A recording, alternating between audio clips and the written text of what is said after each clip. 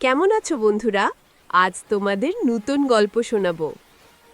সূর্য তখন পূর্ব আকাশে উঁকি দিচ্ছে। গ্রামের মাটির রাস্তাগুলো এখনো শিশিরে ভেজা। দিগন্তে পাখির কিচিরমিচিরে জেগে উঠেছে ছোট্ট গ্রাম চন্দ্রপুর। গাছপালার ছায়ায় ঘেরা এই গ্রামেই থাকে টুনা ও টুনি, দুই ভাইবোন। বয়সে ছোট হলেও হৃদয় বিশাল। টুনা ক্লাস 6 পড়ে, টুনি 4-এ। তাদের বাবা নুরুল হক একজন সাধারণ কৃষক, মা হাসিনা বেগম গৃহিণী। তাদের সংসার ছোট কিন্তু ভালোবাসায় ভরা। সকালের নরম রোদে টুনি বারান্দায় বসে আম পাতায় পানি ঢালছে। পাশে টুনা তার ছোট ব্যাগে বই গুছিয়ে নিচ্ছে। মা রান্নাঘরে ভাত বসিয়ে বললেন, টুনি, তোর ভাইয়ের ব্যাগে কলম রেখেছিস? টুনি বলল, হ্যাঁ মা, আজ ওর ড্রয়িং ক্লাস আছে। এই ছিল তাদের প্রতিদিনের জীবন, নিরীহ, শান্ত আর মায়ায় ভরা। কিন্তু এই দিনের সকালটা একটু আলাদা ছিল। স্কুলের পথে টুনাটুনি দেখল গ্রামের পুরনো বটগাছের নিচে এক বৃদ্ধ বসে আছেন। চুল সাদা, চোখে গভীর দৃষ্টি, হাতে একটা বাঁশের লাঠি। তারা থেমে গেল। টুনা বলল, চাচা, আপনি কে? বৃদ্ধ হেসে বললেন, আমি পথিক, আলোর খোঁজে ঘুরি। টুনি অবাক হয়ে জিজ্ঞাসা করল, আলোর খোঁজে মানে? বৃদ্ধ বললেন, যে আলো শুধু চোখে নয়, অন্তরে জ্বলে ওঠে। বৃদ্ধের সেই কথাগুলো টুনি ও টুনার মনে গভীর ছাপ ফেলল। তারা বুঝল না ঠিক কী বোঝাতে চেয়েছেন, কিন্তু অনুভব করল কিছু একটা অদ্ভুত শক্তি আছে তার কথায়। স্কুল শেষে তারা ফিরে এলো, কিন্তু মনটা পড়েই রইল ওই বৃদ্ধের কথায়। রাতে তারা বারান্দায় বসে চাঁদের আলোয় গল্প করছিল। টুনি বলল, দাদা, ওই চাচার কথা ভাবলেই মনটা কেমন শান্ত হয়ে যায়। টুনা উত্তর দিল, হয়তো উনি সত্যি আলোর পথের মানুষ। দিন কেটে গেল, কিন্তু বৃদ্ধের দেখা আর মিলল না। শুধু তার কথাগুলোই যেন বাতাসে ভেসে বেড়াতে লাগল, আলোর খোঁজে ঘুরি। এইভাবেই একদিন হঠাৎ গ্রামে বড় বিপদ এলো। নদীর পাড়ের বাঁধ ভেঙে বন্যা শুরু হলো। কাদায় ভেসে গেল ফসল, গবাদি পশু হারিয়ে গেল। গ্রামের মানুষ হাহাকার করতে লাগল। টুনা ও টুনির পরিবারও বিপদে পড়ল। কিন্তু তারা হতাশ হল না। টুনি বলল, দাদা, আমরা যদি আলোর পথ খুঁজে পাই, হয়তো সবাইকে সাহায্য করতে পারব। টুনা হাসল, চল শুরু করি, ছোট হলেও কিছু একটা। দুজনে মিলে বাড়ির আশেপাশে শুকনো কাঠ, পুরনো পোশাক আর খাবার জোগাড় করে গ্রামবাসীর মধ্যে বিলিয়ে দিল। ছোট্ট বয়সেও তাদের উদ্যোগ দেখে সবাই অবাক হল। এক বৃদ্ধা বললেন, এই ছোট দুজনেই তো আসল আলো। সেই রাতে টুনাটুনি বারান্দায় বসেছিল। আকাশে ঝলমল করছে তারা। দূরে কোথাও সে বৃদ্ধের মতো কণ্ঠে কেউ ভেসে বলল, আলো তাদের মাঝেই থাকে যারা অন্যের জন্য কিছু করে। বন্যার পর গ্রামের অনেক মানুষ গৃহহীন হল। টুনাটুনি স্কুল বন্ধ হয়ে গেল, কিন্তু তারা বসে রইল না।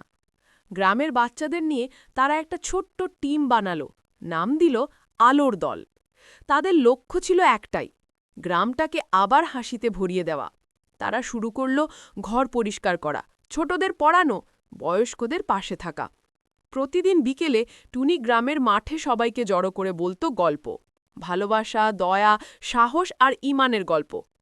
একদিন মাঠে গল্প শোনাতে শোনাতে টুনি দেখল এক কোণে বসে আছে কালো মুখের এক ছেলেটি। নাম তার রাজু। সবাই তাকে দুষ্টু রাজু বলে ডাকে। সে প্রায়ই চুরি করত, অন্যকে ভয় দেখাত। টুনি ধীরে ধীরে তার কাছে গেল। তুমি বসে আছো একা কেন? রাজু গম্ভীর মুখে বলল, কেউ আমার সঙ্গে খেলতে চায় না। টুনি হেসে বলল, চলো, আজ থেকে তুমি আলোর দলে। সেদিনের পর থেকে রাজু বদলে গেল। সে অন্যদের সাহায্য করতে লাগল, স্কুলে যেতে শুরু করল। একদিন রাতে টুনা আকাশের দিকে তাকে ভাবল, অন্ধকার তো শুধু বাইরের না, মনের ভেতরেও থাকে। যদি কেউ হাত বাড়ায়, আলো জ্বলে ওঠে। পরদিন সকালে গ্রামের মসজিদের ইমাম সাহেব ডাক দিলেন, টুনাটুনি, তোমাদের উদ্যোগে গ্রামটা আবার জীবন্ত হয়ে উঠছে। তোমরা যেন সব সময় এমন আলোর পথে থাকো। টুনাটুনি মাথা নিচু করে বলল, আমরা তো শুধু মানুষ হয়ে উঠতে চাই, আলোর মতো হতে নয়। সেদিন রাতে বাতাসে ভেসে এলো মৃদু কণ্ঠস্বর, আলোর পথ সেখানেই যেখানে দান ও দয়া মিশে যায় একসাথে। একদিন স্কুলে বড় একটা ঘটনা ঘটল। রাজু ভুল করে কারোর খাতা পুড়িয়ে ফেলল। সবাই তার উপর রেগে গেল। টুনি চেষ্টা করল তাকে রক্ষা করতে, কিন্তু প্রধান শিক্ষক সিদ্ধান্ত দিলেন রাজুকে স্কুল থেকে সাময়িকভাবে বাদ দেওয়া হবে। রাজু কেঁদে টুনার কাছে এলো। আমি ইচ্ছে করে করিনি, কিন্তু কেউ বিশ্বাস করল না। টুনি বলল, ভুল সবাই করে, কিন্তু যারা ক্ষমা চায় তারাই আসল সাহসী।